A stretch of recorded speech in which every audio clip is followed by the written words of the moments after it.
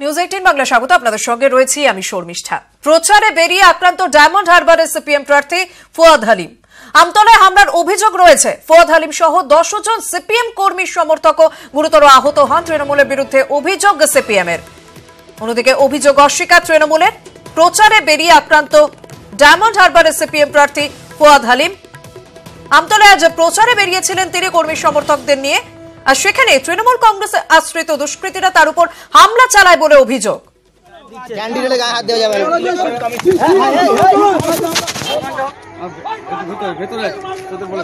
দাঁড়িয়ে আমাদের ছেড়ে দাঁড়িয়ে আছে কেন?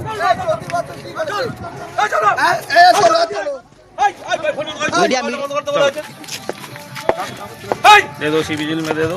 सीबीजिल नहीं होना होगा।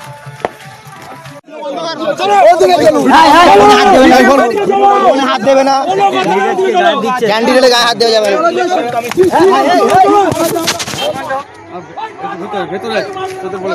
দাঁড়িয়ে আমাদের ছেড়ে দাঁড়িয়ে আছে কেন?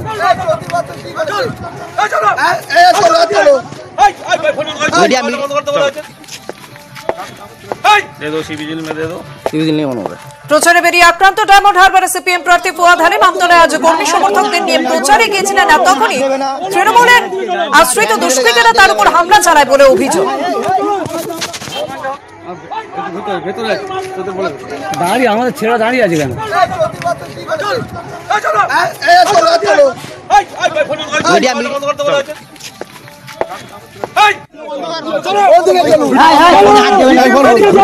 হাত দেবে না, ক্যান্ডিডেটের গায়ে হাত দেওয়া যাবে না।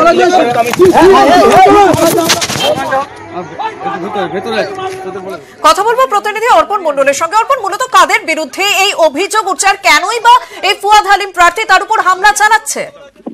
দেখো শর্মিষ্ঠা, তোমাকে জানিয়ে রাখবো যে আজকে নির্ধারিত সময় মতো দুপুরেই ডায়মন্ড হারবার লোকসভা কেন্দ্রের বাম প্রার্থী ফুয়াদ হালিম তিনি তার কর্মী সমর্থকদের নিয়ে এই যে স্রোতের পোল রয়েছে যেটা ফলতা এবং ডায়মন্ড হারবার বর্ডার এলাকা, সেখানেই পার্শ্ববর্তী যে গ্রামগুলো রয়েছে সেখানে প্রচার সারবার কথা। হঠাৎই বহিরাগত কিছু দুষ্কৃতী তাদের আসে এবং সেখানে তারা স্পষ্ট করে জানিয়ে দেয় এখানে প্রচার করা যাবে না এবং প্রচার করবেন না।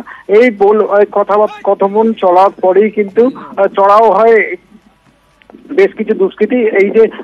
এই যে সিপিএম কর্মী সমর্থকরা ছিল এবং বাম প্রার্থী ফুয়াদ হালিম তার উপরে বাঁশ দিয়ে তার উপরে আক্রমণ করা হয় বলে অভিযোগ করা হয়েছে। এই ঘটনায় ফুয়াদ হালিম সহ বাম কর্মী প্রায় 10 জনের মতো গুরুতর জখম হয়েছে। তাদেরকে ডায়মন্ড হারবার হাসপাতাল এবং পাশাপাশি আমতলা যে হাসপাতাল রয়েছে সেখানে তাদের প্রাথমিক চিকিৎসা এখনো পর্যন্ত চলছে।